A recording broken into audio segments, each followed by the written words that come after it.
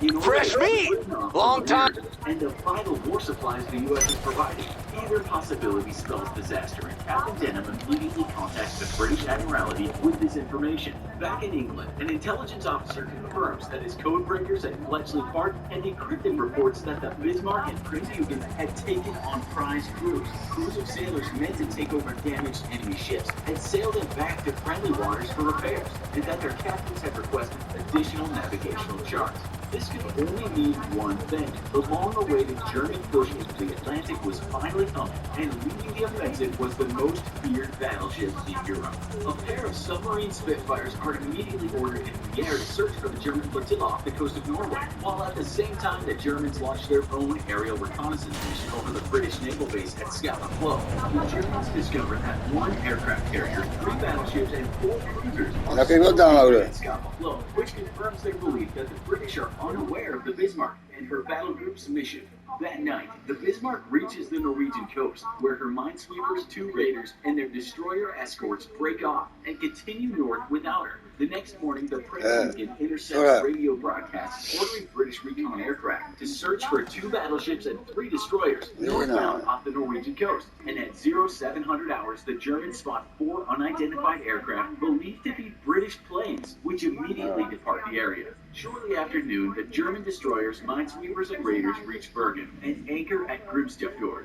The Bismarck and the Prince Eugen, meanwhile, are taking on supplies and fuel, while a pair of Luftwaffe Bf-109 fighters fly overhead to provide air cover. Despite the air cover, though, British flying officer Michael Suckling fires his Spitfire directly over the German flotilla at a height of 26,000 feet and takes photos of the Bismarck anchored alongside her remaining escorts. Managing to break away from the defending German fighters, Suckling makes it back to base, where the pictures are immediately analyzed and a report sent directly to the Admiralty. The British battlecruiser HMS Hood, the battleship Prince of Wales, and 6 destroyers are ordered to reinforce a lone pair of cruisers that are currently the only force patrolling the Denmark Strait. Meanwhile, the British home fleet is put on high alert in Scapa Flow and puts out to sea. The greatest naval battle of the European theater is in the making, with the fate of Britain in the balance. The British immediately dispatch 18 bombers to attack the anchored ships, though as luck would have it, the weather over the fjord where the ships are sheltering worsens considerably, and the bombers are unable to locate the German fleet. The next day, at 1930 hours, the Bismarck, Prince Eugen, and their 3 destroyer escorts all leave Bergen and put out to sea once more. And it wouldn't be until midnight, when the force was already well out to sea, that Hitler is informed of the raid on the Atlantic. By this time, it has become clear to the German senior command staff that Hitler was no master strategist, despite his proclivity for personally overseeing every aspect of the war effort. Thus, the choice had been made to not let the Fuhrer know of the Bismarck's mission until it was far too late for him to stop it. Thus, grudgingly, Hitler consents, and the Bismarck continues on her way.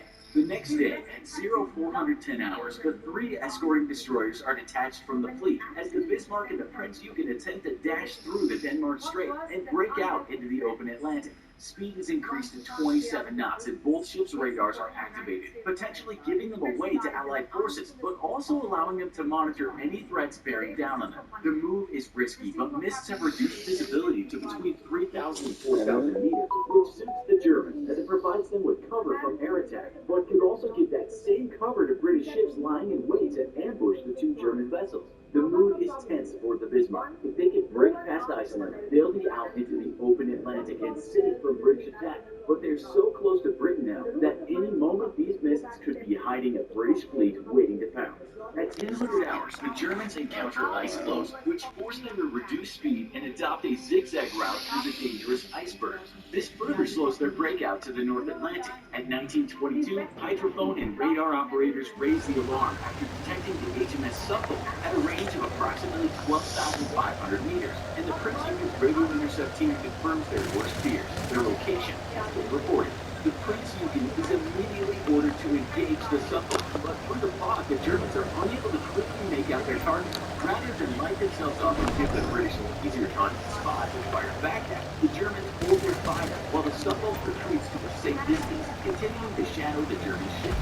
20:30 hours, the heavy cruiser HMS Norfolk joins the Suffolk, but strays too close to the Germans who immediately open fire. The Bismarck finds 5 salvos from her mini guns, 3 of which scored hits on the Norfolk foot plus superficial damage. The Norfolk responds by laying down a smoke screen and fleeing into a fog bank filled with fluids. The opening salvo of the Gray's naval battle has officially been fired.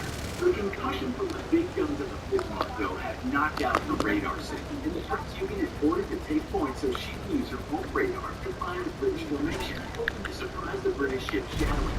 The Germans wait until the Bismarck has been overtaken by a rain squall, and then put the ship through a 180-degree turn, steaming full speed ahead at the 2 British ships. The surprise attack, however, is defeated by the Suffolk's radar, which easily detects the Bismarck's maneuver despite its heavy rain cover, and the British ships evade the pending attack. The British cruisers remain on station throughout the night, continually relaying the German position of the rest of the British fleet. The Germans know the fight is coming and try to get what rest they can to the stormy weather. The weather finally breaks early on the morning of the 24th of May as hydrophone operators aboard the Prince Eugen detect a pair of unidentified vessels approaching at high speed. A half hour later, the German lookout spots smoke on the horizon, and a few minutes later, the ships are revealed to be the Hood and Prince of Wales.